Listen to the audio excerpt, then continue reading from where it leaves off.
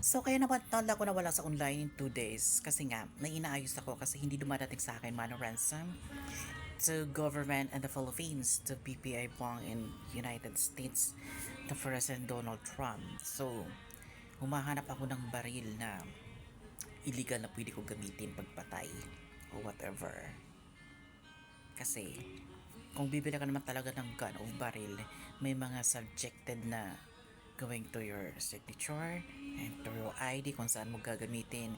So, defensive for yourself about diseases or problem that really happening. Maghahanap ka talaga ng mga taong hangal ang bituka o halang or upahan mo yung baril.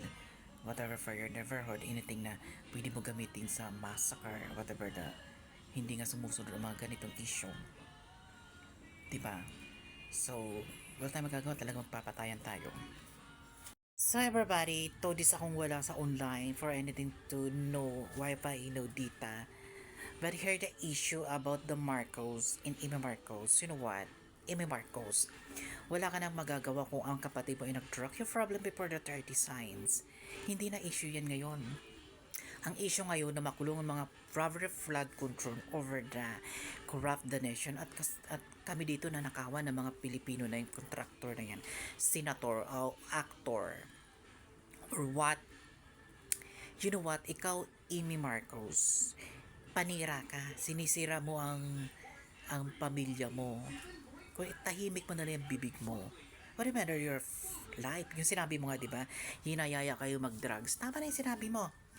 Kontrolin mo ang sarili mo at umalis ka. Hindi yung sinasabi mo pa, I'm defeated about the world. It's better always government about like you.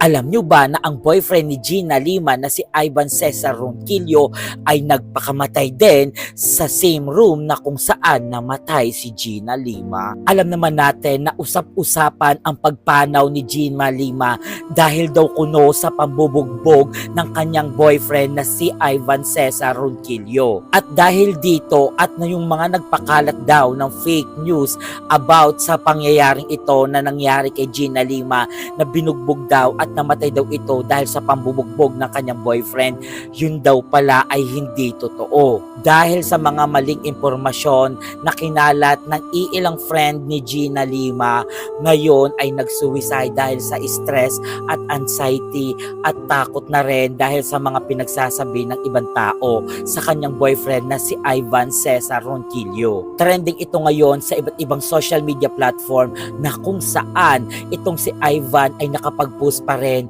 na binugbog siya ng mga friend or may mga friend itong si Gina Lima at makikita doon na may mga sugat din itong si Ivan bago siya magpakamatay. At ang huling ang post ni Ivan bago siya magpakamatay ay sabi niya ay susunod na lang daw siya sa kanyang girlfriend na si Gina Lima. Nakakatakot at nakakakilabot na dapat isipin muna natin lahat ng sasabihin natin sa iisang tao at dapat inaalam muna natin yung totoong kwento. Kaya nga sinasabi, think before you click. Pag-isipan muna lahat ng ikokomento nyo sa iisang tao kung makakasakit ba ito o hindi. Hanggang dito na lang. Rest and peace kay Gina at kay Ivan. So hanggang dito na lang. Paalam.